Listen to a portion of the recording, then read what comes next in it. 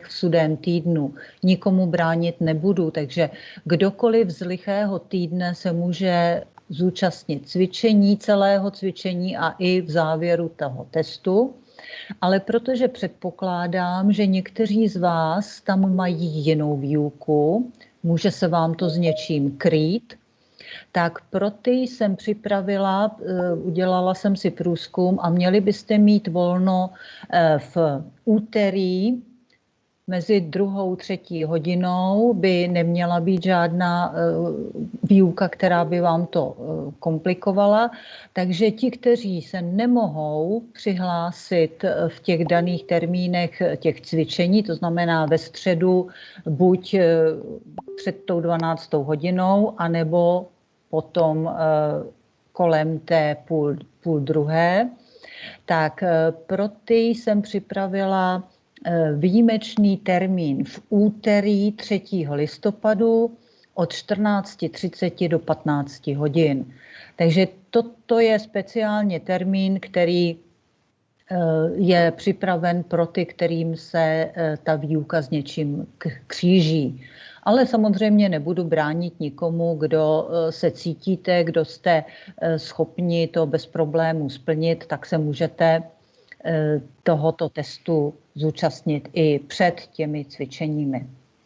Dobrý den, já se omlouvám, my jsme teďka byla asi 30 lidí na té druhé přednášce, nevím, proč jsou 2 schůzky v Teamsech, tak jestli byste to mohla v rychlosti ještě jednou zopakovat, prosím. Aha, no já jsem to také zkoumala, proč jsou tam dvě ty přednášky vedle sebe. A když jsem si kopírovala schválně odkaz, tak mě to ukázalo, že ten odkaz je úplně totožný.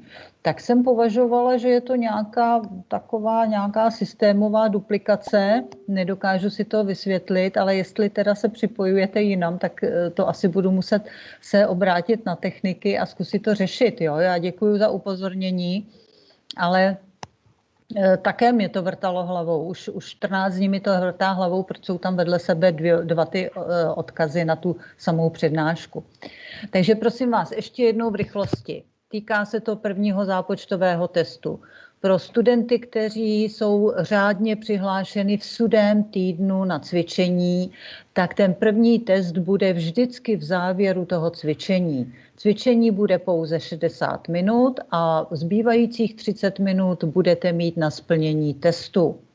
Takže to je bez problémů. Ovšem studenti, kteří mají lichý týden, těm to vlastně zítra odpadá, tak pro ty je připravena buď možnost v úterý 3. listopadu od 14:30 do 15 hodin, a nebo pokud se jim to nekryje s jinou výukou, tak se můžou zcela bez problémů zúčastnit výuky v sudém týdnu. To znamená těch cvičení ve středu od 10:30 a od 12:15 se libovolně můžete zúčastnit, přestože tam nejste oficiálně nahlášeni. Jo, takže to jsou termíny. Termíny máte v Moodlu, je to tam hned pod podmínkami zápočtu a zkoušky, takže už tam máte viditelné 3 možnosti. Test můžete dělat pouze jednou, takže si musíte vybrat jeden z těch termínů, při kterém to splníte. Nebudu jinak vás omezovat, ale musíte si vybrat ten jeden termín, při kterém to splníte. A další věc, která je nezbytně nutná, všichni s velkým vykřičníkem si poznamenejte, že musíte mít připraven účtovací rozvrh, to znamená seznamy těch účtů. Jo? Seznamy účtů jsou potřeba, protože tam nějaké operace účtovat budete. Takže to je, jak jsem hlásila, že vám ty informace k těm testům řeknu. Doufám, že teda to proběhne bez problémů. Pokud by vás cokoliv ještě napadlo, můžete mi napsat mail nebo jinak se mnou spojit a případné dotazy samozřejmě vám poskytnu. Test, jak jsem říkala, bude čistý čas trvat 20 minut, ale přístupný je 30 minut, takže máte bez problémů 10 minut na to, abyste si otevřeli Moodle a přihlásili se do něj a otevřeli si test. Takže myslím, že pro nikoho to nemůže být žádný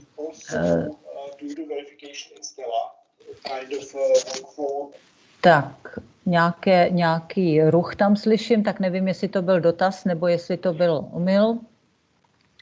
Tak, nevím. Takže prosím vás, pokud byste měli nějaké dotazy k testu, tak ještě buď v závěru dnešní hodiny, pokud stihneme, anebo mi napíšete dotazy a já vám je na ně odpovím. Tak a my pomalinku začneme s přednáškou, takže já bych si dovolila zaprvé si teda vypnout kameru, protože mě osobně to znervózňuje a spustím nahrávání, aby jsme opět přednášku měli zaznamenánu a spustím prezentaci. Takže opět prosím vás známý dotaz. Potvrďte mi, jestli vidíte prezentaci, která na první stránce se nazývá výborně, peníze na cestě. No a my pomalinku začneme. Tak prosím vás, my minulou hodinu jsme vlastně dokončili takovou tu obecnou problematiku těch podmínek vedení účetnictví, veškeré vlastně pravidla, jak se co zaznamenává, jaké typy položek zaznamenáváme a podobně. A ode dneška začneme se zabývat konkrétními okruhy, které se v tom účetnictví sledují a v těch okruzích jednotlivých, jako je třeba okruh dlouhodobého majetku, okruh zásob a tak dále, tak v těchto okruzích pak máme speciální podmínky, speciální situace, které nastávají a my pomocí různých doplňkových a pomocných účtů a speciálních postupů jsme schopni ty podmínky přesně zaznamenat, aby ty informace z toho účetnictví byly co nejpreciznější, nejpodrobnější. Takže my vlastně po zbytek semestru se už budeme zabývat těmi konkrétními situacemi a budeme si to upřesňovat. Takže třeba doteďka jsme byli zvyklí, že jsme účtovali nákup třeba zásob rovnou na ten majetkový účet materiál nebo zboží. Když to až začneme probírat nebo až probereme zásoby, což bude asi tak za 14 dní, tak zjistíte, že to není úplně přesné, že tam je nějaký krok navíc, který my potřebujeme z těch informačních důvodů a tudíž se naučíme, jak se to teda skutečně v praxi dělá. No a dneska budeme mít 3 takové oblasti, z kterých 2 jsou velmi kraťonké. Jmenuje se to takzvaně, první oblast je peníze na cestě, to je taková specifika, kterou si probereme asi za 5 minut. Potom se naučíme, jak se zaúčtovává prodej majetku, takže to bude zase druhá krátká záležitost. A po zbytek hodiny, což je asi tak těch 60 minut, co nám zbydou, se budeme zabývat první větší oblastí a to je účtování daně z přidané hodnoty. Takže to je náplň dnešní hodiny a my teda začneme od těch nejkratších, nejmenších a první z těch krátkých oblastí, která má specifikum, takovou zvláštnost v tom účtování, se nazývá peníze na cestě, podle právě toho pomocného účtu, který se nám tady vyskytuje a týká se operace, která je na první pohled velmi jednoduchá a vlastně specifikuje pouze převod peněžních prostředků. My víme, že peněžní prostředky máme buď na účtě v bance, které říkáme běžný účet, nebo je můžeme mít v hotovosti v pokladně, ve firmě, a nebo můžeme mít takzvaný úvěrový účet, to znamená účet, na které máme půjčené peníze. My k tomuto převodu peněz, protože z jednoho té položky na jinou můžeme ty peníze převádět.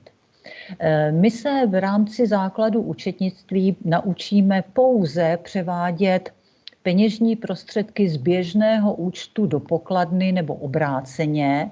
Ten úvěrový účet vynecháme, ale ten princip toho účtování je pak v praxi úplně obdobný. Takže tam pak platí ty samé pravidla.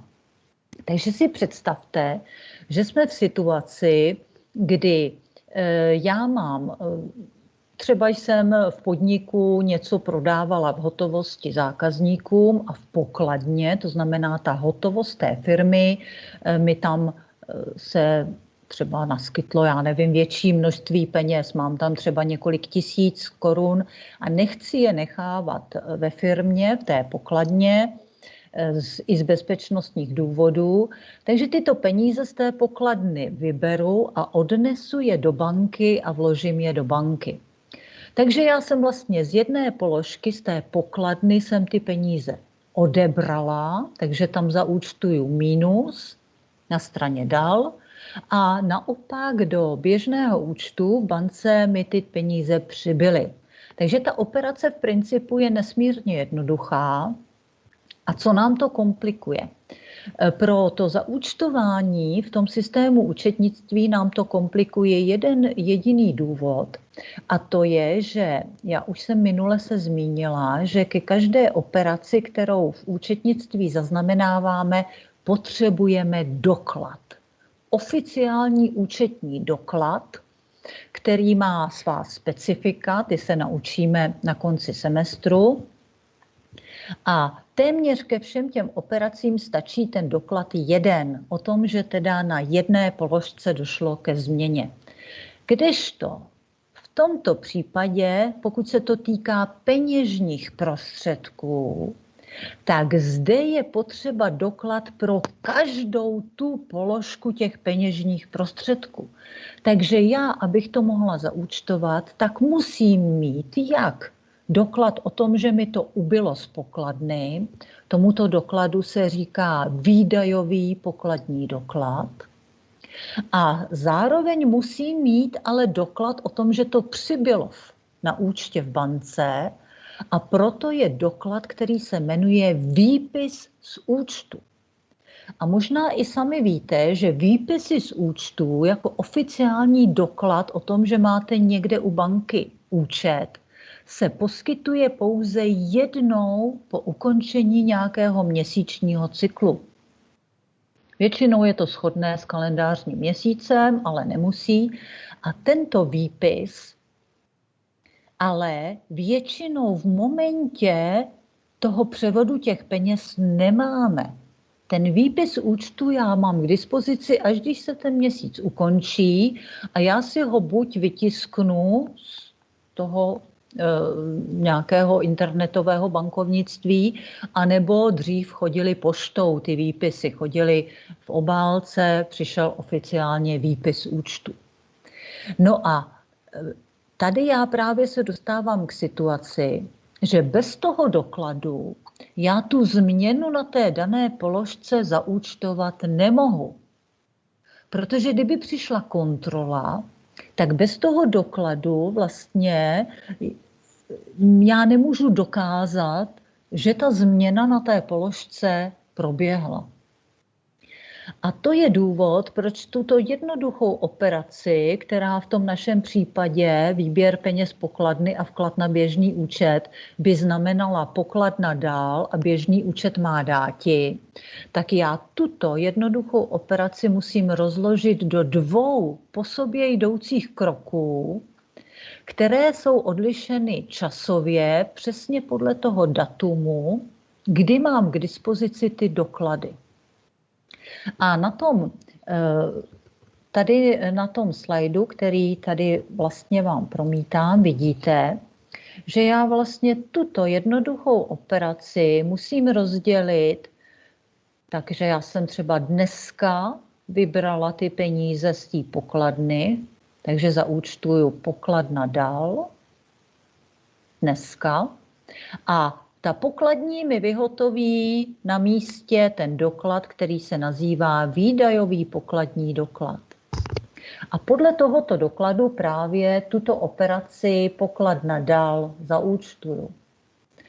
Ale dneska, toho 27.10., já ještě nemám k dispozici ten výpis účtu.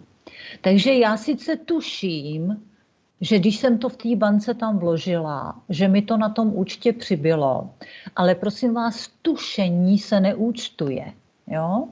Jakmile to nemám černý na bílým, tak se to jakoby z pohledu účetnictví nestalo.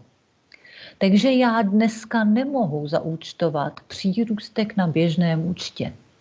No a z toho důvodu se nám tady vyskytuje ten pomocný účet, který už jsem říkala, že se jmenuje peníze na cestě. A já soustažně s tím pokladna dál zaúčtuju peníze na cestě má dáti. A tím mám dneska toho 27.10. tu souvztažnost zaúčtováno. A kdyby zítra nebo za týden přišla kontrola, tak já mám doloženo, že v té pokladně ty peníze chybějí, protože tam opravdu ubyly. Jo?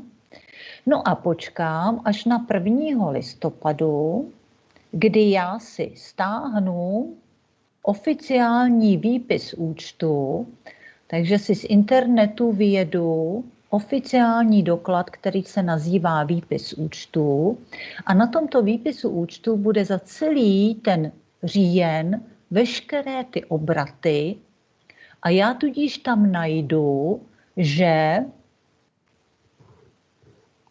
tam došlo k přírůstku na běžném účtě. A já tudíž v momentě, v ten den, kdy dostanu do ruky ten výpis účtu, zaúčtuju ten přírůstek na běžném účtě má dáti, no a logicky použiju ten pomocný účet na straně dál. A vidíte, že v momentě, kdy mám k ruce ten druhý doklad, tak se mi ten pomocný účet peníze na cestě vynuluje, protože 27. byla ta hodnota má dáti a 1. listopadu dal. Takže ty peníze na cestě se tímto vynulují a tudíž slouží pouze jenom k tomu překlenutí té doby, dokud nemám k dispozici ten druhý potřebný doklad. Jo? Takže to je záležitost a vy to poznáte, který krok z toho máte zaúčtovat, poznáte jedině podle těch dokladů.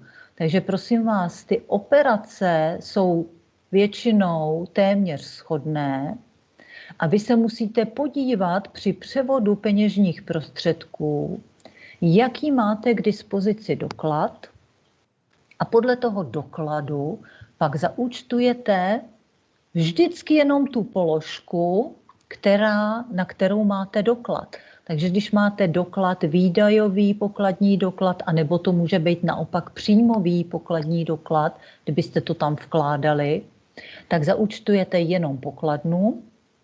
Jo? Takže na základě výdajového nebo příjmového pokladního dokladu budu účtovat jenom pokladnu a na základě běžného účtu nebo výpisu z běžného účtu zaúčtuju jenom běžný účet. Ale pozor, týká se to jenom převodu peněžních prostředků. Jo? Takže nikoliv, že platím nějaký dluh někomu. Jo? Jenom převod peněžních prostředků z jedné peněžní položky na druhou. Jo? Takže tady vlastně se naučíme jenom pokladnu a jenom běžný účet. Takže to je první taková specifika, která se v praxi velmi často vyskytuje a vy si to musíte pamatovat, že jakmile budete mít v operaci převod peněžních prostředků z jedné položky z pokladny na účet anebo obráceně z běžného účtu do pokladny, tak musíte se podívat, jaký je k dispozici doklad, jo? A podle toho dokladu zaúčtovat jenom změnu té dané peněžní položky a jako souvztažnost použít pomocný účet, je to pomocný účet, peníze na cestě. Jo? Tento účet se vám, prosím vás, v rozvaze nikdy neobjeví, jo? Protože vždycky je na konci toho měsíce vynulován, když přijde příslušný výpis účtu. Takže peníze na cestě je první záležitost, kterou od teďka už budeme umět řešit. Tak. Druhá krátká záležitost, kterou se tady společně budeme zabývat, je prodej majetku. My už jsme na to malinko narazili, když jsme si říkali o nákladech a výnosech a já už jsem se zmínila, že my se setkáme v praxi s účtováním takzvaného prvního a druhého kroku prodeje. Takže pokud se prodává majetek, to znamená nějaká hmotná záležitost, tak vy musíte zásadně zaúčtovat po sobě 2 kroky. Takže tu jeden prodej nějakého majetku, třeba jsem vám tady uvedla, třeba budete prodávat nějaký dlouhodobý majetek, třeba stroj, automobil. Nejčastěji samozřejmě prodáváme buď zboží, anebo výrobky, to jsou nejčastější zásoby, které se prodávají. Ale můžeme prodávat i přebytečný materiál, můžeme prodávat zvířata a můžeme samozřejmě obchodovat i s cennými papíry. Všechno je to různý typ majetku, který prodáváme zákazníkovi. A ten princip toho rozdělení, toho prodeje zákazníkovi na 2 kroky spočívá v tom, že my v tom účetnictví musíme, to je pro nás nezbytné, rozdělit záznam těch nákladů, toho, co jsme do toho vložili, a tyto náklady vlastně zobrazíme v tom prvním kroku prodeje. Takže v prvním kroku prodeje se zaznamenávají náklady, které jsme do toho vložili. Představte si, jako kdybyste někomu něco vyráběli na zakázku, třeba, já nevím, vyrobíte nějakou poličku někomu, tak si napřed musíte spočítat, kolik jste do toho vložili.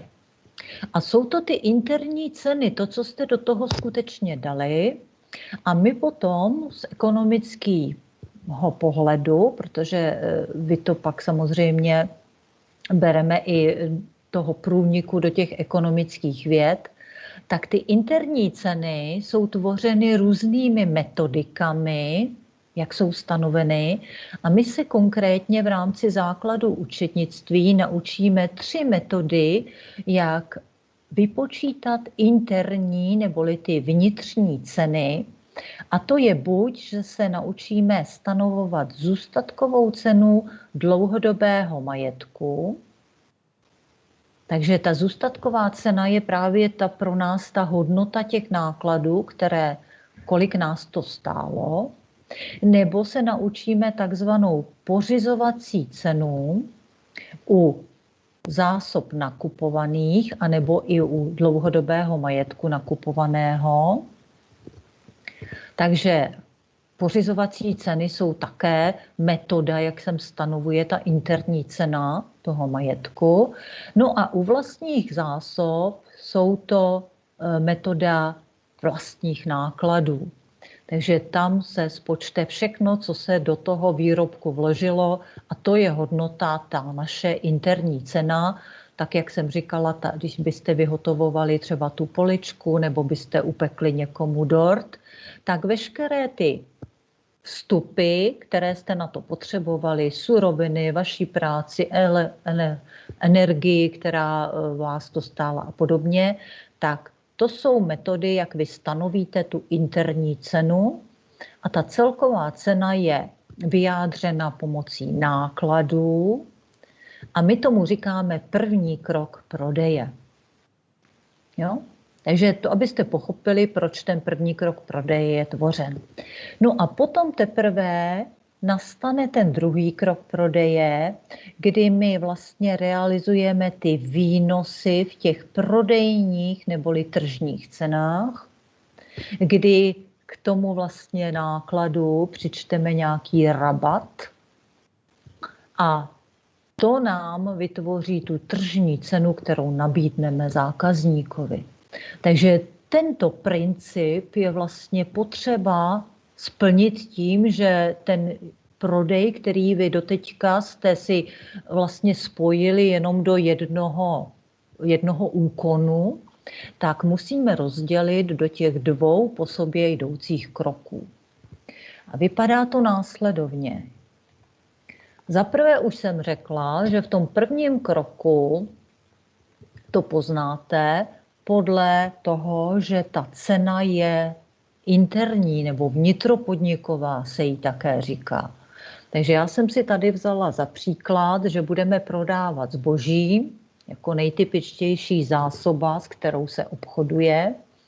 A já, pokud to zboží hodlám prodat, tak musím zaznamenat takzvaný první krok prodeje, který se téměř vždycky bude nazývat vyskladnění k prodeji. Vyskladnění k prodeji je vlastně specifikum nebo charakteristika toho úkonu, že si potřebuju zaznamenat veškeré ty náklady, které mi s tím majetkem, který hodlám prodat, vznikly. Takže já zaúčtuju, jak už jsem řekla, náklady, které se jmenují v tomto případě prodané zboží. Na straně má dáti v hodnotě toho, co teda hodlám prodat, takže třeba já nevím, mám bednu nějakých výrobků v hodnotě 100 000, takže tuto hodnotu jsem zaúčtovala jako náklady prodané zboží má dáti. No a logicky s tím, když to vyskladňuju, tak ten daný majetek, to zboží, mi v té samé hodnotě ubývá ze skladu.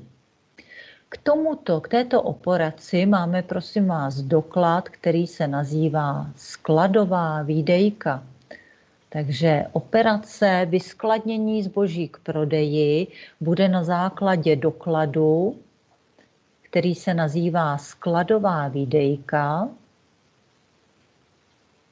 A podle tohoto dokladu já zaúčtuju hodnotu těch nákladů a úbytek toho majetku ze skladu. No a potom teprve stanovíme tu tržní cenu, která v tomto případě jsem ji trošku nadsadila, abyste si to uvědomili. Takže tržní cena, kterou jsme stanovili za to zboží, je 150, za tu bednu nebo za ten, já nevím, daný množství, které jsem vyskladnila, je tržní cena 150. A já si těch 150 zaúčtuju na výnosovém účtě tržby za zboží. K této operaci je samozřejmě doklad, který se jmenuje vystavená faktura. Doklad. A nebo může být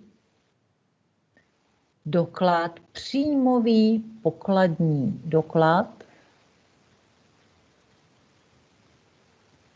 A podle těchto dokladů já pak proti těm výnosům zaúčtuju buď pohledávku za odběrateli, anebo přírůstek v pokladně.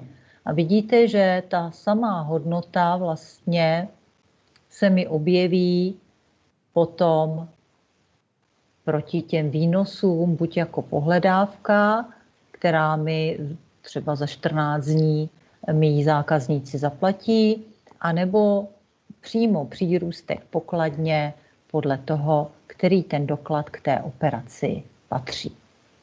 Takže vy si musíte v těch operacích uvědomit, o který ten krok prodeje se jedná. Ve většině těch operací v těch testech je ten krok uveden.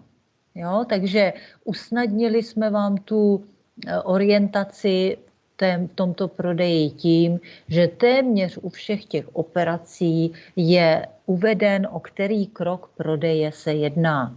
Ale pokud by to tam nebylo uvedeno, tak to poznáte podle těch dalších vlastně návodů, že v prvním kroku se jedná o vyskladnění zásob v těch interních cenách nebo příprava dlouhodobého majetku v těch buď zůstatkových cenách a tak dále.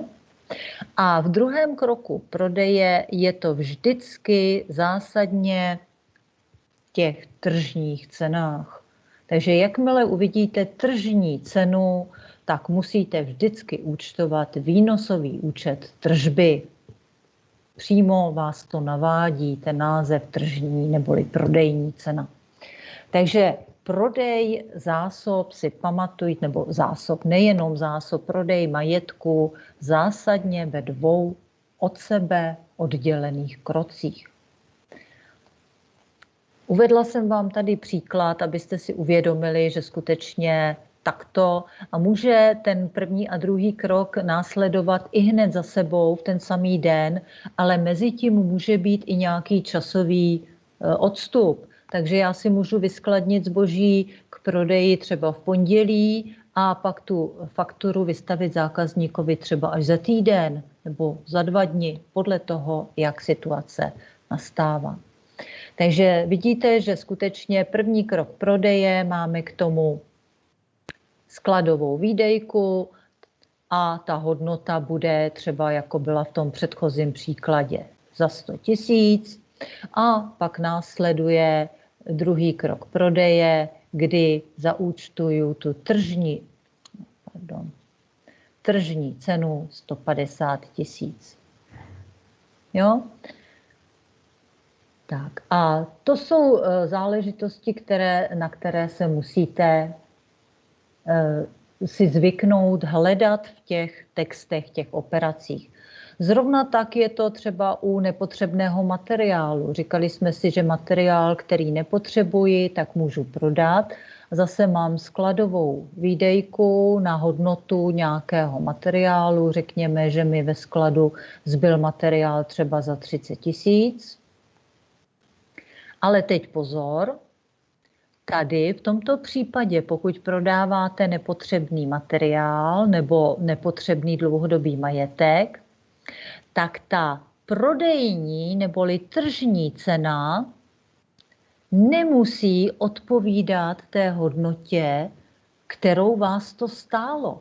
Jsou to takové ty takzvané utopené náklady, kdy vy už jste vlastně do toho ty peníze vložili a teď potřebujete, aby aspoň něco se vám vrátilo zpátky. To jsou takové ty velké výprodeje, kdy ty prodejci prodávají třeba i s 80% slevami a podobně, protože aspoň něco se jim vrátí z toho, co už investovali nebo vložili do majetku.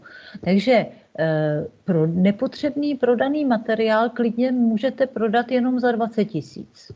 Jo?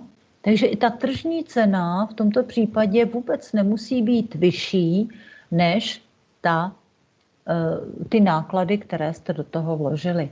Takže i to si musíte uvědomit, že záleží, jestli prodáváte něco, co tvoříte na zisk, něco, čím se živíte, to znamená nějaké ty zboží, výrobky a podobně, anebo jestli prodáváte něco, co je nepotřebné, tak tam samozřejmě také můžete vydělat. Pokud je to něco, o co někdo jiný usiluje, tak to můžete prodat dráž. Ale ve většině případů se to prodává takzvaně pod cenou. To znamená, vrátí se jenom určitý podíl těch vložených prostředků do toho. Takže i to je záležitost, kterou jsem vám tady chtěla ukázat, abyste si ji uvědomili, že na tomto principu jsou pak založeny ty výprodeje, které my velmi dobře všichni známe a všichni na ně velmi čekáme. Jo? Takže i to je vlastně princip tohoto.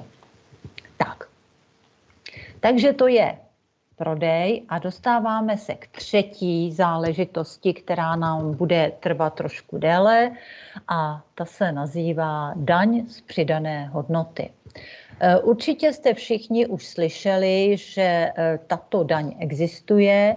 Je to daň, která se vlastně přičítá k vyprodukovaným službám a produktům, které se prodávají.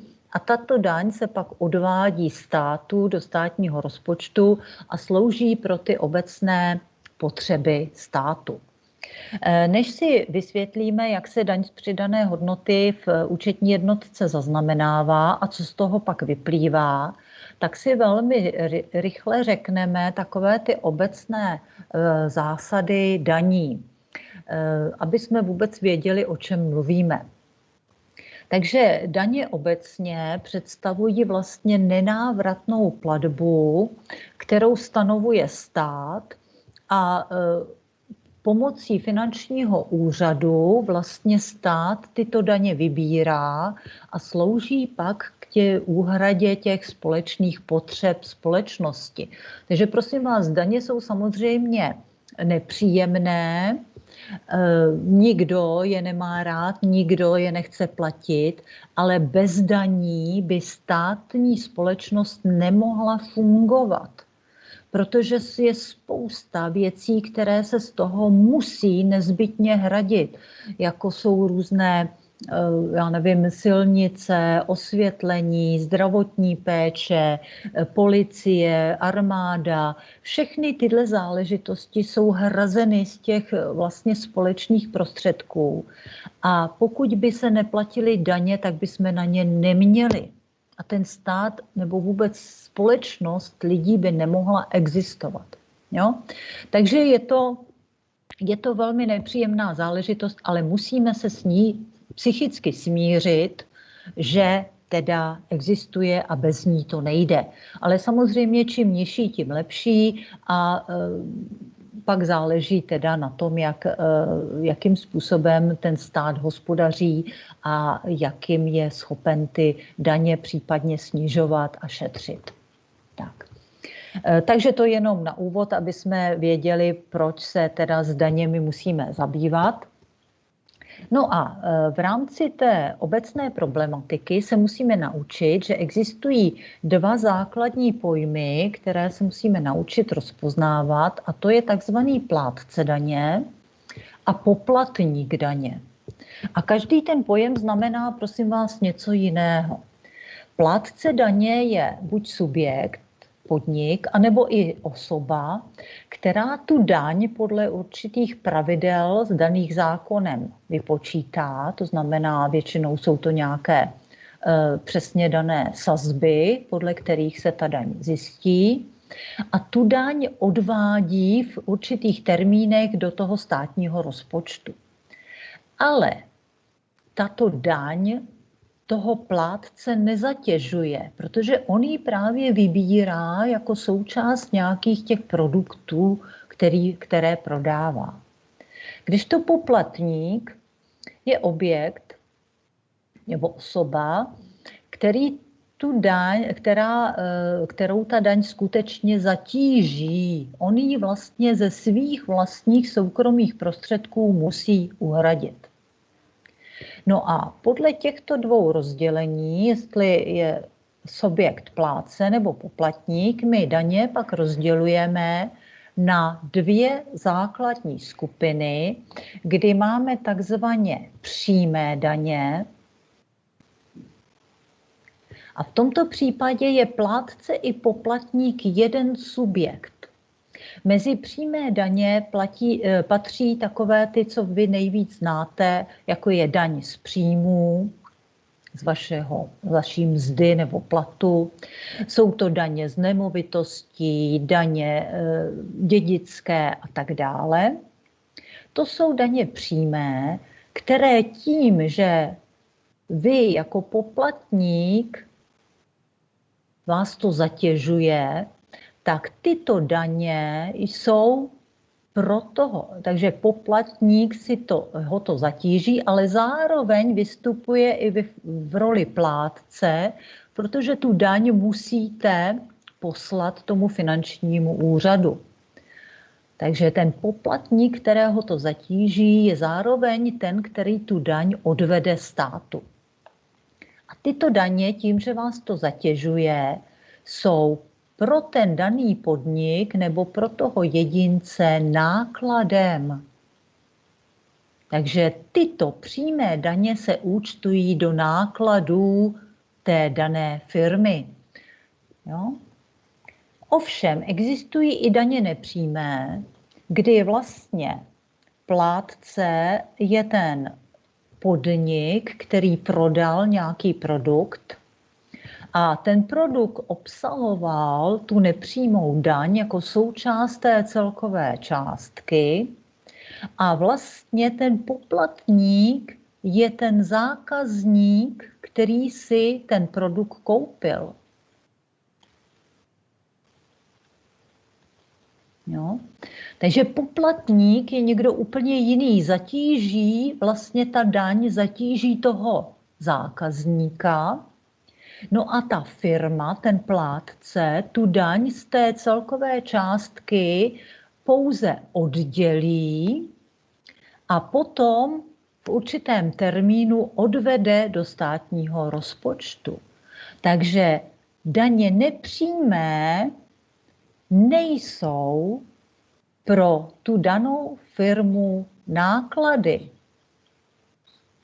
Nikdy nemůžou být daně nepřímé náklad pro ten daný podnik. No?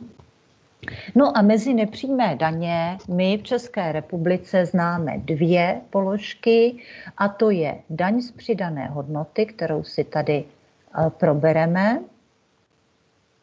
A potom tam ještě patří spotřební daň, která je přidávána k určitým produktům. Takže my se naučíme, jak se účetně zaznamenává daň z přidané hodnoty jako typická nepřímá daň, která pro ten daný subjekt, který vede účetnictví, nikdy není nákladem, takže pozor, nikdy nemůže být nepřímá daň náklad a ten plátce ji pouze eviduje v účetnictví a v daných termínech odvádí státu.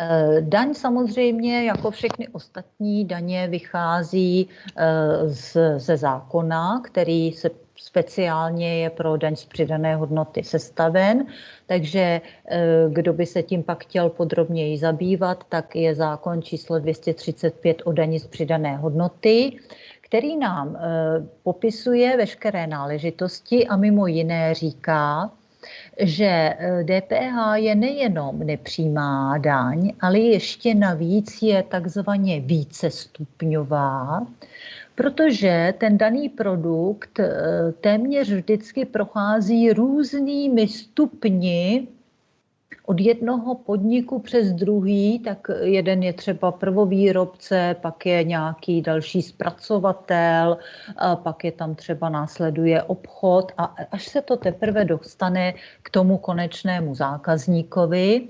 A na každém tom stupni toho přechodu mezi subjekty se ta daň eviduje. A ten mechanismus je nastaven tak, aby na každém stupni toho řetězce mezi jednotlivými výrobci byla zaznamenávána nebo uplatňována pouze hodnota, o kterou se ten produkt v té dané firmě nadhodnotil. Jo? Takže proto se to jmenuje přidaná hodnota, o co vlastně ten produkt ohodnotíte, zvýšíte jeho hodnotu, tak vy vlastně evidujete pouze tuto daň z této dílčí hodnoty. Jo? A já vám ten princip toho vyčíslení vysvětlím. No a samozřejmě odvádíme jenom z toho rozdílu té přidané hodnoty, tu daň. Sazby v současné době, asi možná jste zaregistrovali, že jsou v současné době v platnosti 3 sazby daně. Ta základní sazba je 21%. Pak existuje snížená sazba, která je 15%. Tady jsou nejčastěji uváděny jako potraviny. No a od roku 2015 se pomalinku a jistě navyšuje skupina, která se nazývá supersnížená sazba DPH, která je 10%. A v současné době se i využívá jako takový vlastně lákadlo pro voliče, protože politici samozřejmě si přidáváním dalších a dalších položek do této supersnížené sazby snaží navnadit voliče, aby jim dávali svůj hlas. Takže začalo to vlastně v roce 2015 tím, že do supersnížené sazby byly zadány léky, knihy a základní kojenecká výživa. Od roku 2019 se tam přidalo jízdné na vlaky, autobusy a v letošním roce tam přibylo další spousta různých služeb, jako jsou opravy kol, jsou tam kadeřnictví, ubytovací služby. No a mimo jiné, to bylo to diskutované, možná jste to zaregistrovali v loňském roce, to točené pivo, kdy teďka těm chudákům, pokud teda fungujou ty hospodští, tak musí rozlišovat, jestli pivo točí, anebo jestli ho prodávají ve flaškách a každou tu položku musí účtovat v jiné té sazbě DPH. Takže na jednu stranu je to sice malinká úspora, ale na druhou stranu zase jim to přidá spoustu administrativy. Tak, takže pro vás je důležité vědět, abyste věděli, že existují ty 3 sazby a každý ten podnik si pak musí přesně zjistit, který ten jeho produkt, s kterým podniká, do které té sazby patří. Jenom pro zajímavost, kdyby vás zajímalo, tak 15% sazba, taková ta, co byla běžně původně zadávána, byly potraviny, krmiva, rostliny, dřeviny a tak dále. No a mezi služby tam patří, když se podíváte, takové ty většinou společensky prospěšné záležitosti. Jo? Takže svoz odpadu, pohřební služby a podobně. I když v současné době vodné a stočné už je teďka, myslím, že od července zařazeno do té 10% sazby. Takže to je jenom orientace, tohle se samozřejmě učit nemusíte nazpaměť, jenom abyste věděli, že ty sazby se velmi často mění, dokonce někdy i 2krát, i 3krát za rok. A pokud byste pak někdy podnikali, tak je vaší povinností to sledovat. Takže vy máte povinnost sledovat, jak se změnila příslušná sazba daně, abyste to v tom účetnictví správně zařadili. Další důležité je vědět, že jsou určité činnosti, které jsou ze zákona od DPH vždycky osvobozeny. Téměř vždycky jsou to činnosti, u kterých se nedá zjistit ta přidaná hodnota. Vy byste měli aspoň ty základní vědět, takže ta základní licence pošty zásadně nemá DPH, rozhlas a televize, ale prosím vás jenom to nekomerční vysílání. Další banky a pojišťovny nikdy nemají sazby DPH. Vzdělávání, to je logické, jak já asi bych zjistila, jakou přidanou hodnotu jsem do vás vložila, když jsem vás třeba možná něco naučila, anebo ne.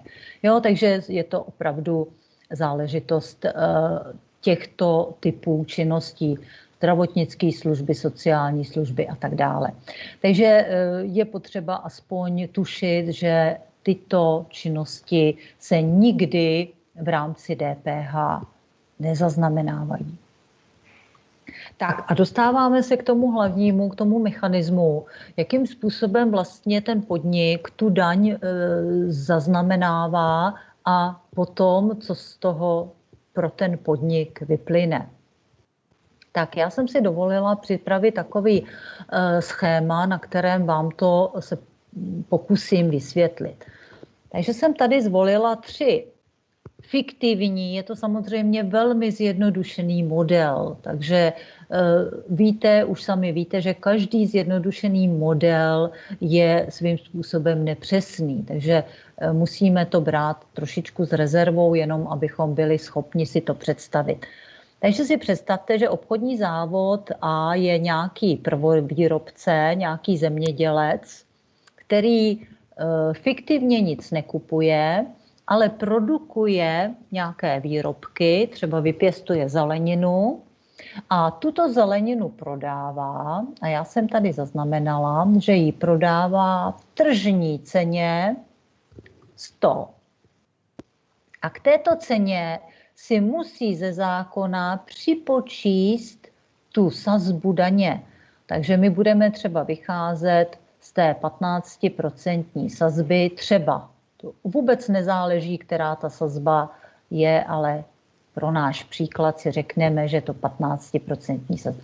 Takže celková částka pro toho zákazníka, když ten zemědělec prodá ty svý výrobky, kde si stanoví výnos v 100, tak ta celková částka pro toho zákazníka by byla 115. Jo?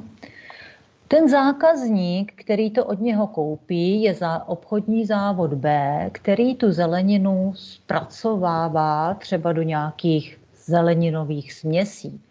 Takže ten obchodní závod B nakoupí za tu celkovou částku 115 tu zeleninu, kdy ovšem on si zaúčtuje jenom tu hodnotu té zeleniny v částce té holé ceny 100 a těch 15 to DPH si zaznamená jako takzvanou daň na vstupu.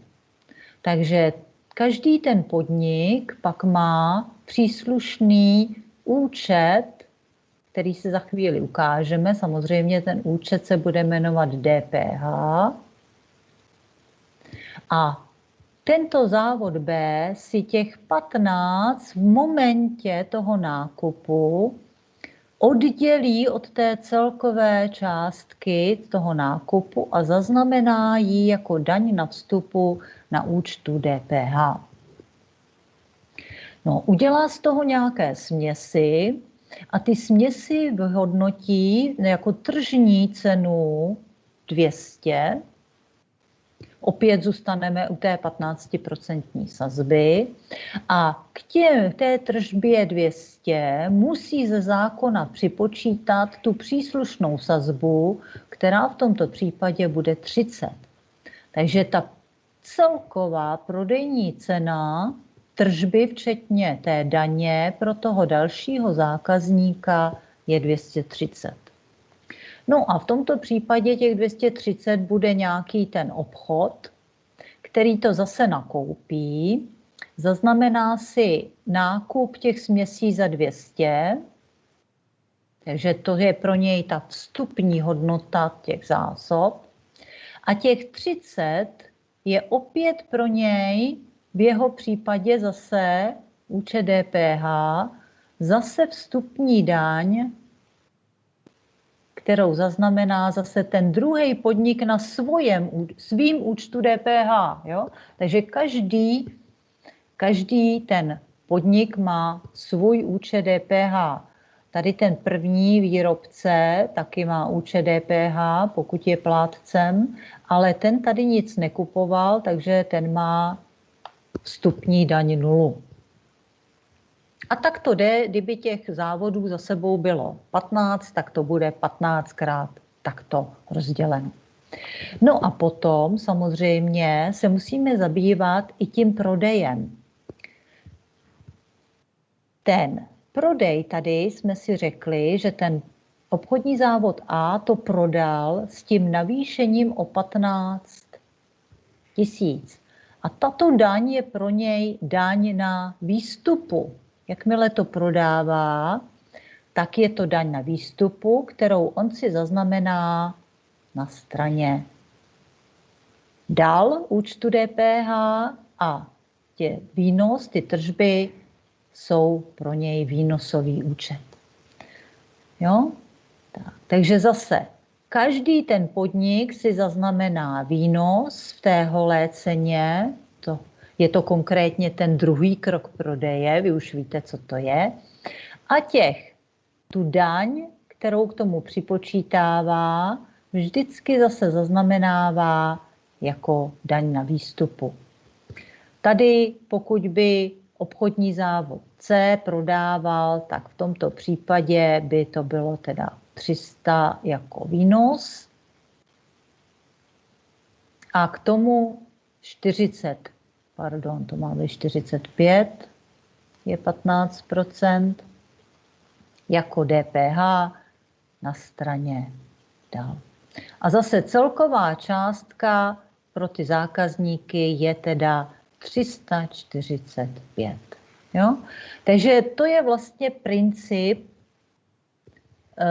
toho záznamu daně z přidané hodnoty a vy si zapamatujte, že daň z přidané hodnoty se v účetnictví objeví pouze ve dvou momentech, a to je za prvé, když nakupujeme, takže když cokoliv nakupuji do firmy, tak se mi objevuje daň na vstupu. A potom, když cokoliv prodávám, a to je konkrétně až v druhém kroku prodeje,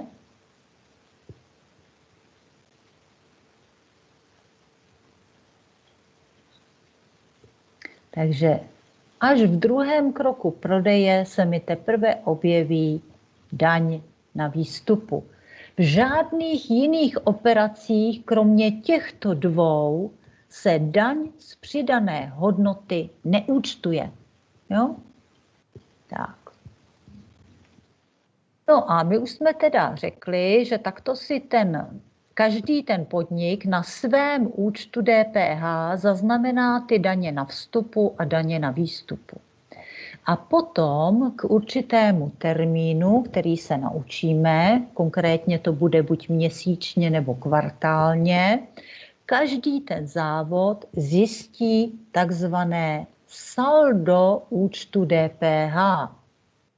Takže pokud bychom vyšli tady z toho obchodního závodu B, který má účet DPH, a my jsme si v tom minulém příkladě řekli, že na straně má dáti měl teda těch 15, protože to byla 15% sazba, a na straně dal měl 30. A už minule jsme se naučili, co je to saldo účtu, když jsme zjišťovali výsledek hospodaření.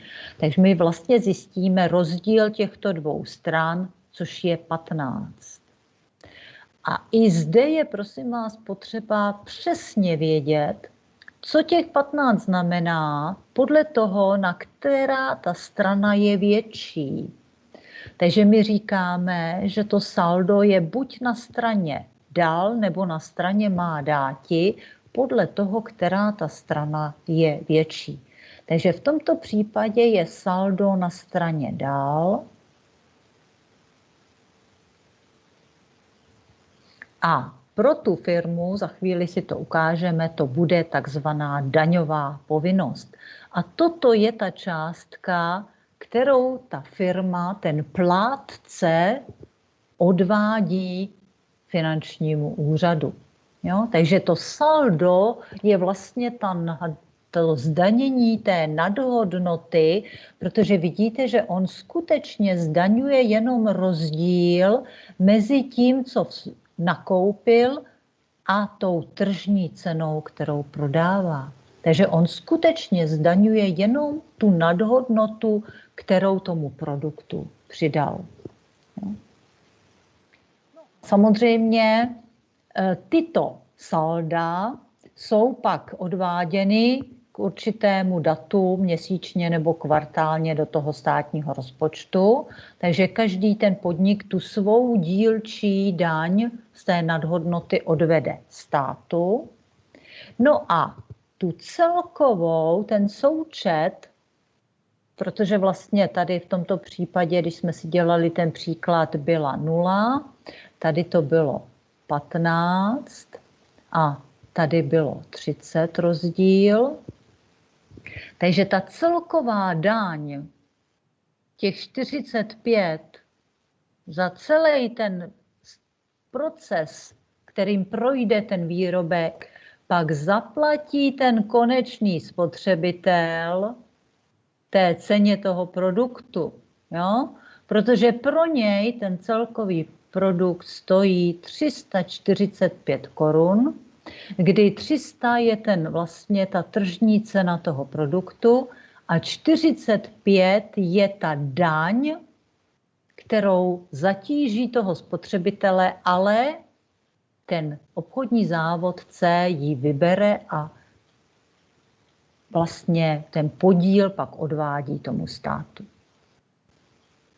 Jo, takže vidíte, že skutečně ta DPH vůbec tu firmu nezatěžuje, protože zatěžuje až toho konečného spotřebitele. Pro něj je to břemeno, které on musí k tomu výrobku ve prospěch toho státu zaplatit. Ale odvádí to za něj, abyste vy každý si pak doma nemuseli odečítat z celého nákupu, který uděláte třeba na celý víkend a každé položce odečíst tu daň z přidané hodnoty a pak to jít zaplatit na finanční úřad. Tak to právě hromadně za vás dělá ten podnik. Jo? Takže proto je ten podnik plátcem té daně. Tak a takto to pak vypadá, prosím vás, na těch fakturách. Ty faktury, které pak máte k prodeji od těch plátců, tak vidíte, že tady třeba nakupujeme kancelářské potřeby, takže tam na té faktuře vždycky musí být uvedena ta holá cena toho, co kupujeme, pak tam musí být uvedena ta daň, která k tomu patří a ta celková částka, která je hodnotou včetně té daně. A z toho pak, prosím vás, vyplývá, že u DPH, které budeme zaznamenávat ve firmě, se účtuje na 3 souvztažné účty. Jo? Takže my budeme mít 3 souvztažné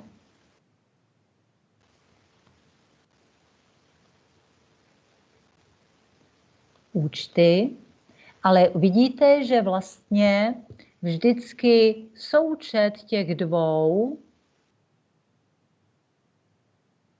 je stejný jako ta celková částka, kterou zaúčtováváme. A hned si to ukážeme, aby to bylo jasné.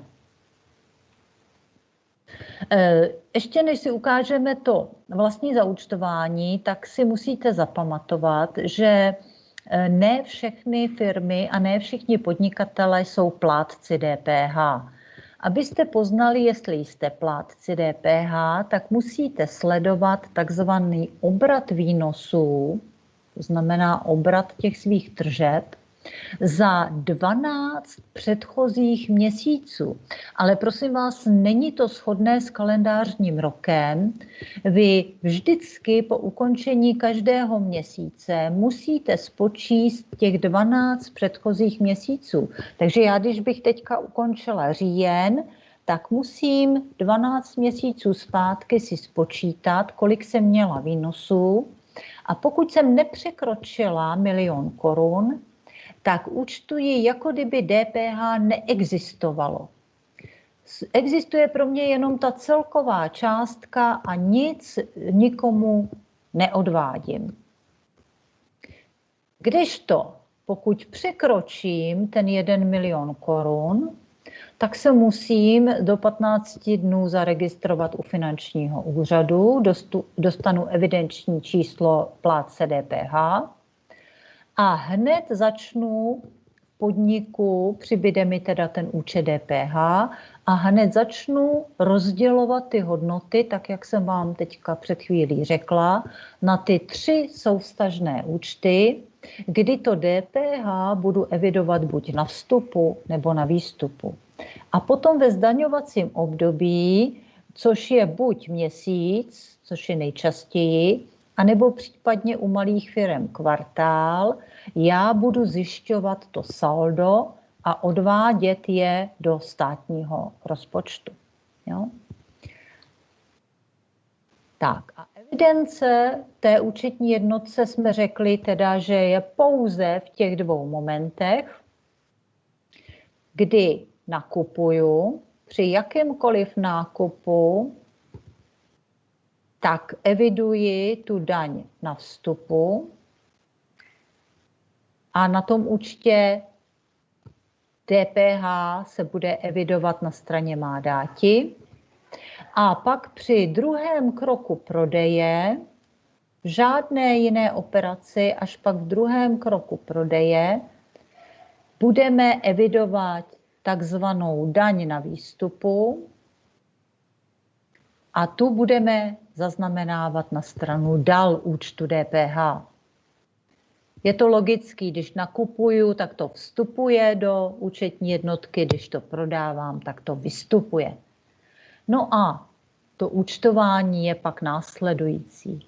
Když nakupuju materiál, tak zaúčtuju jako má dáti materiál jenom tu holou cenu toho materiálu a tu příslušnou daň, která k tomu patří, zaúčtuju, jak už jsme si řekli, také na straně má dáti, ale účtu DPH. Takže vidíte, že ta celková částka toho nákupu je vlastně 121. Objeví se mi na straně má dáti, ale 2 položek toho, co nakupuju a té příslušné daně. No a celková částka, kterou dlužíme dodavatelům, to je pak jednoduché, to je vznik závazku, protože tu celkovou částku musím těm dodavatelům zaplatit. Daň na výstupu je podobně, zase zaúčtuju výnos, ale jenom v té holé ceně těch tržeb. K tomu ze zákona připočtu tu příslušnou daň, takže pokud je to 21%, tak celková částka, která je na té faktuře, je 242. A ta celková částka je pak pro nás teda pohledávka za odběrateli. A zase vidíte, že vlastně součet těch položek na straně dál je shodný se stranou má dáti, ale strana dál se rozloží na ty 2 položky tržby a DPH. Takže takhle to pak vypadá schematicky. Všechny nákupy účtuju tu příslušnou daň na má dáti účtu DPH a při prodeji, v druhém kroku prodeji na straně dál. A vy si prosím vás všimněte, že ten účtový předpis pak skutečně zaznamenává 3 položky, kdy podle toho, když při nákupu je DPH před lomítkem a při prodeji za lomítkem. A pamatujte si, že to DPH je vždycky druhé v pořadí. Jo? Takže DPH při nákupu je vždycky druhé v pořadí a při vystavení faktury je také druhé v pořadí. Abyste vám to ten počítač správně při tom zápisu těch účtování zaznamenal. No a tady jsem vám ukázala právě připravila teda několik těch nákupů, abyste viděli, jak se to skutečně v tom účtování projeví. Takže vždycky zaúčtuju v holé ceně to, co nakupuju, pak tu příslušnou daň a celkovou částku dodavatelům. A na těch dokladech, na těch přijatých fakturách, jak jsem vám ukázala, vždycky budete mít ty 3 položky rozúčtovány. Takže skutečně tam bude třeba ten materiál za 100, 21 příslušná daň a celková částka daně. Takže vy ty operace v těch textech poznáte podle toho, že tam budou ty 3 položky takto rozepsány. No a schematicky to vypadá takhle, takže všechny ty nákupy se mi pak hromadí na té straně DPH po celou tu zúčtovací dobu. Takže po celý třeba ten měsíc nebo kvartál se mi ty daně takto ze všech těch nákupů hromadí na tom příslušném účtě DPH.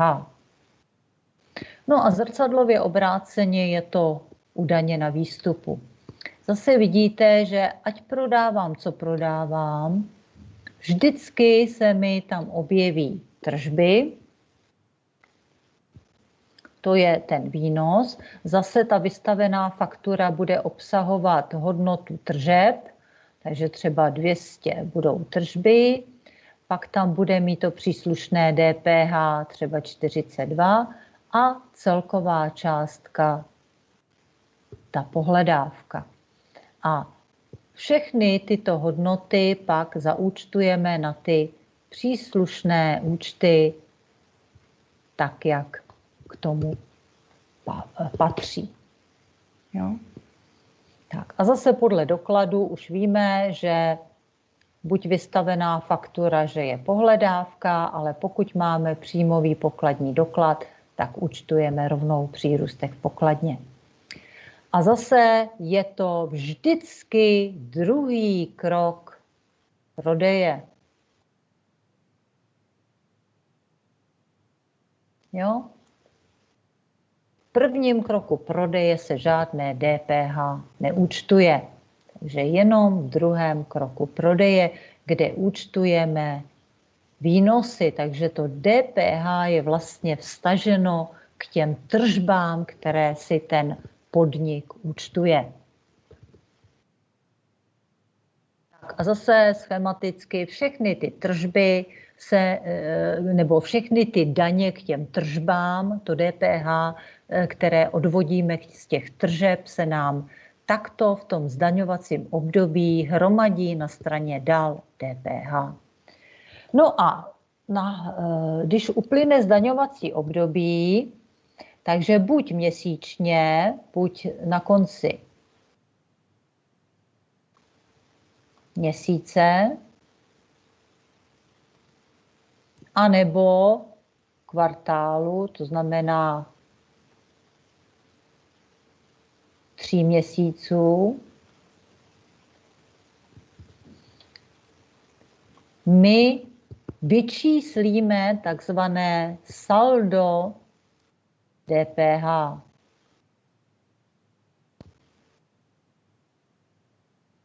A to je to nejdůležitější, co nám jako firmě z toho vlastně vyplývá. To je to, co vy si absolutně musíte zapamatovat, protože to je ta povinnost toho plátce DPH, té firmy. To, co musí sledovat a to, co pro něj pak vyplývá. No a to saldo DPH může vlastně, jak už jsem řekla, vyjít na obou dvou stranách toho účtu. Podle toho, jestli víc nakupuju nebo víc prodávám.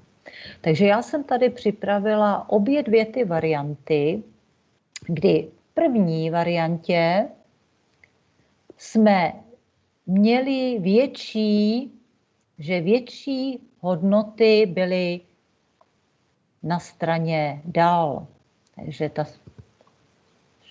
Takže strana dál je větší, než má dáti. Jo? Tak, to je první varianta, ke které může na konci toho měsíce nebo kvartálu dojít. V tomto případě nám vyšlo to saldo 65 a je větší teda ta strana dál. To je rozdíl těchto dvou stran, má dáti a dál je 65. V tomto případě toto saldo, pokud je větší, ta strana dál o tuto hodnotu, tak tato hodnota je pro tu firmu závazek a tuto částku musíte zaplatit nebo odvést finančnímu úřadu. Nejčastěji do 25. následujícího měsíce. No. Takže saldo na straně dál, to znamená, pokud je větší strana dál, tak ten rozdíl je pro vás závazek a jmenuje se ten závazek, v praxi o něm mluvíte jako o daňové povinnosti DPH. A vyrovnání té daňové povinnosti je k tomu 25. třeba 11. zaplatíte 65 z běžného účtu a ten závazek se jmenuje DPH. Takže vy vlastně takovýmto způsobem vynulujete ten účet DPH a zaplatíte tu částku z vašeho běžného účtu té firmy. Jo? Takže 25.11. vy takto uhradíte tu daňovou povinnost a tím ten účet vynulujete a můžete začít účtovat znova. Jo? Ono ve skutečnosti se vám tam už prolíná další ten měsíc, ale pokud bychom se oprostili od toho, tak vlastně by tímto způsobem jste jakoby to zdaňovací období měsíční nebo kvartální uzavřeli a evidujete ty daně v dalším období.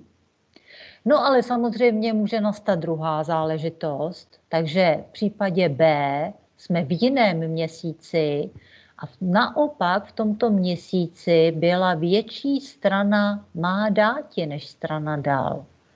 Takže tentokrát je rozdíl těch stran 80, ale větší je strana má dáti. Tam byly ty daně, vstupní daně větší, nebo součet těch vstupních daní větší. V tomto případě se to jmenuje nadměrný odpočet. Takže prosím vás, pojem nadměrný odpočet je opak daňové povinnosti a pro tu firmu je to pohledávka. Takže v tomto případě vy tuto částku naopak dostanete zpátky. Takže naopak, tentokrát to není do 25., ale stát na to má 30 dní, aby vám na váš běžný účet zaplatil tu částku 80 000 a v tom momentě vy si opět ten účet DPH vynulujete a máte ho připraven pro další zdaňovací období. Jo? Takže v tomto případě ten nadměrný odpočet je pro vás přeplatek, který vám finanční úřad vrátí. No a v důsledku toho, co už jste si možná někdo z vás všiml, ten účet DPH v tomto případě patří mezi aktiva, protože je to pohledávka, a v tom předchozím případě patří mezi pasiva, protože je to závazek. Takže účet DPH najdete jak v rozvaze, jak v pohledávkách, v krátkodobých pohledávkách vůči finančnímu úřadu, tak i v závazcích, kde musíte tu daňovou povinnost uhradit. Jo? Takže to je to nejdůležitější, co z toho vlastně záznamu těch daní na vstupu a na výstupu musíte vždycky na konci měsíce nebo kvartálu vyčíst. Protože ta evidence, ten záznam není těžký, to je jenom mechanicky všechny vstupní a výstupní faktury vy zaznamenáte tu částku té daně, ale tento rozdíl, toto saldo vy musíte umět vyhodnotit A musíte si pamatovat, že pokud je větší strana dal, tak je to pro vás daňová povinnost, kterou musíte odvést státu. A pokud je náhodou větší strana má dáti, tak naopak vám stát tu hodnotu vrátí. Tak. A to je vlastně k účtování DPH. Všechno. Tak, takže já vám teďka děkuji za pozornost k přednášce. No a protože máme ještě asi 5 minut, tak bych požádala, jestli je nějaký dotaz. Mě by zajímalo to s těma penězma na cestě. Ano. Jestli to tam musím vložit hned na ten účet. Jestli by třeba nešlo, když budu mít až za měsíc to vyúčtování příští, tak jestli bych třeba si to nemohl nechat a použít to a pak to jako ze svýho doplatit a tak. No, helejte, pokud jsou to firemní peníze, tak samozřejmě jako záleží na tom, jestli to chcete defraudovat nebo ne, že jo. Tam je riziko, že pokud vám přijde kontrola a vy to tam dáte až třeba opravdu až za měsíc a přijde výpis účtu a nebude to tam, tak vás můžou osočit z toho, že jste je ukradli ty peníze, jo. Ale samozřejmě, když to tam nevložíte v ten samý den a vložíte to tam za 3 dny a ještě neskončí ta měsíční lhůta, než přijde výpis účtu, tak to vás nikdo neskontroluje. Jo? To samozřejmě tohleto je v rámci toho rozmezí ošetřeno. Ale musíte se snažit, abyste to tam dal do té doby, než bude uzavřen ten výpis účtu. Protože jinak by to bylo dáno jako defraudace. I třeba na ten 1 měsíc, prostě vy si s těma penězma, pokud jsou firemní, nesmíte zacházet jako s vlastníma penězma. Jo? Jo, jasně, díky. Já mám teda taky dotaz k tomu těma peníze na cestě, že když to vkládáme do bankomatu, tak z toho můžeme mít doklad o vložení na účet, ne? To je jenom potvrzenka, to není výpis. Jo? Výpis, my se to pak naučíme, to má skutečně náležitosti, musí to mít hlavičku, musí to mít nějaký čísla, musí to mít takový ty specifika, jo? Taky si schválně prohlídněte, jestli máte svůj vlastní účet, tak si zalogujte a najděte si kategorii výpisy z účtu a otevřete si je a uvidíte, že ty výpisy z účtu mají skutečně stejný vzhled, jo? Má to určitá pravidla, který musí tak, jak vypadá podle jednotného vzhledu občanka, jak vypadá pás a takový. Všechny ty doklady musí mít své náležitosti. Jo? Takže i ten výpis účtu má své náležitosti, které musí být splněny a to ten potvrzení o vkladu do bankomatu nemá. Jo? Mě by zajímalo, takový menší dotaz. Okolo příštího testu, tak by mě zajímalo, jestli takhle, já jsem v autotestu udělala chybu, že jsem v tom, že tady byla otázka jakoby v tom konečném stavu účtu, tak jsem měla napsat, kolik činí a já jsem neudělala mezeru mezi 1000. Tak by mě zajímalo, jestli i to se bude počítat jako chyba v tom testu. No, ten počítač to vyhodnotí jako chybu. Dávejte si na to, prosím vás, pozor. A já to budu řešit pouze v případě, že pak při tom závěrečném průměru těch vašich testů se budete lišit třeba o 1 nebo o 2%. Tak pak těmto lidem já pak prohlížím, jestli nemají nějaké numerické chyby. Jo? Nebo nějaké formální chyby. Ale jelikož vlastně ten výsledek je průměr ze 3 testů, tak tam dokonce opravdu jeden test můžete relativně docela i zkazit a těma 2 následujícíma těch 70% naženete docela v pohodě. Takže nedělejte si zbytečně paniku. Jo? Pokud se první test zkazí na nějakých přijatelných, třeba já nevím, 40-50%, tak i to se dá velmi snadno nahnat. Jo? Ale když pak budete úplně v závěru semestru a budete tam mít opravdu v tom průměru třeba 69%, tak já zcela dobrovolně těmto lidem testy prohlížím, jestli tam nemají nějakou takovouhle hloupou chybu. Jo? Jo? Dobře, děkuji moc. Ano. Já bych se chtěl zeptat, jestli ten test bude nějak jakoby podobný třeba těm autotestům, který... Ano, bude vycházet úplně ze stejné databáze. Takže kdo jste si udělali těch prvních asi 8 autotestů, tak by vás žádná ta otázka neměla překvapit. Jo. Dobře, děkuju. Ano. A ještě jsem se chtěl zeptat, jestli se můžu připojit na libovolný ten test. Jestli, i když jsem ze sudýho týdne, jestli si můžu zvolit jakýkoliv. Klidně, ale musíte si zvolit jenom jeden, jo? Píše se to jenom, můžete to napsat jenom jednou. Pokud bych u někoho našla, že jste to napsali víckrát, tak vám to nebudu nikomu počítat, jo?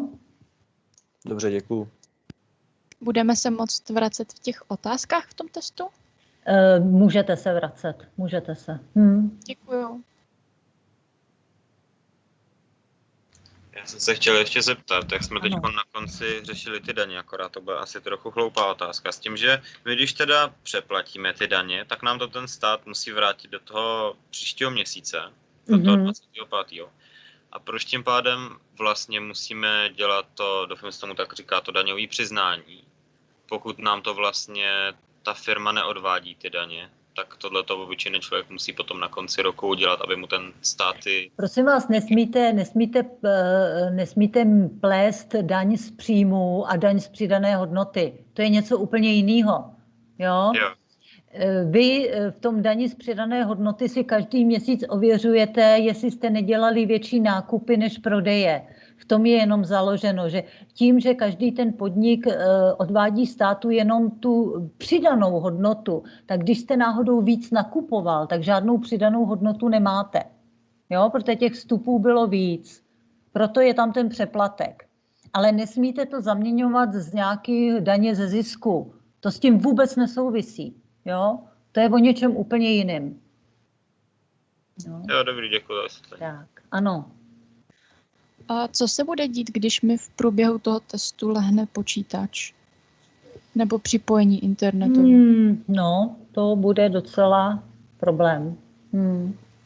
Jo, těžko říct, helejte, pokud by se vám opravdu něco takového stalo, tak já to ověřím a pokud to bude skutečně nějaký nezaviněný, to, že opravdu ten test spadne a nebude možno ho znova nahodit, protože ono jako někdy to jde, když to na minutu vypadne a znova se to spustí, tak klidně můžete pokračovat dál, jo. Jo, takže pokud by tam byla, já nevím, minuta, 2, tak to nehraje roli, ale pokud by vám to spadlo na delší dobu, tak já to pak budu řešit individuálně, jo? To mě napíšete maila i hned operativně a já to s váma budu řešit. Jo? Dobře, děkuju vám moc. Tak, ještě něco? Já bych měl ještě dotaz k podmínkám zápočtu na Moodlu. Je uvedeno, že podmínkou vypracování projektu rozvaha a výkaz zisku a ztrát a nějak si nepamatuju, jestli by to bylo zmíněno někdy na začátku semestru. Bylo, ano, zmiňovala jsem to, ale ještě to tam nemáte připraveno, už to teda mám předpřipraveno, ale ještě to nevidíte v tom Moodlu. Jo, protože zatím ještě nejsou probrány dostatečně informací a pokud byste si to začali někdo takovej nedočkavý dělat dopředu, tak byste to zatím dělali špatně. Jo? Takže já to osobně zveřejním vlastně až takovým, já nevím, 8. týdnu, kdy už většinu těch informací budete znát a budete si už na to moc trošku začít pracovat. Jo? Takže prozatím to je úmyslně zavřený, abyste si v tom zbytečně nedělali nechtěné chyby. Jo? Takže budou tam vloženy 2 výkazy, rozvaha a výkaz zisku a ztrát a ke každému Wordový soubor se zadanýma položkama a ty položky vy budete vypisovat do těch výkazů. Jo? Dobře, děkuju. Ano. Tak, ještě něco? Tak, pokud nic, tak já všem, kteří jste ještě vydrželi a zajímali jste se o problematiku, děkuju, přeju vám příjemný zbytek dne. Příští týden teda se uslyšíme na další přednášce a případně ještě teda pak připomenu některé ty záležitosti ohledně toho prvního testu zápočtového a nějaké ty případné dotazy, které k tomu vzniknou. Takže děkuji za pozornost a zatím nashledanou. Nashledanou, děkuji.